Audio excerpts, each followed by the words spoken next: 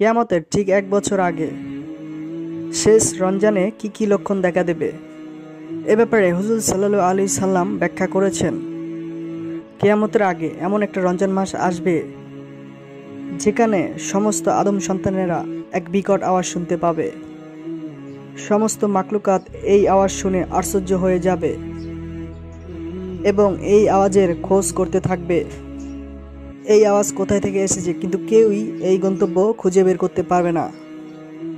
হুজুর সাল্লাল্লাহু আলাইহি সাল্লাম আরও ইরশাদ করেন, যখন তোমরা এরকম একটা বিকট আওয়াজ শুনবে রমজান মাসে, আর তার কোনো খোঁজই পাবে না যে কোথায় থেকে এসেছে, তখন তোমরা আগামী ১ বছরের জন্য তোমাদের রিজিক ঘরে জমা করে রাখবে। কেননা তারপর থেকে দুনিয়া থেকে রিজিক উঠে যাবে, শত শত মানব ক্ষুধার্ত হয়ে মারা যাবে। ওইটাই দুনিয়ার শেষ রমজান হবে।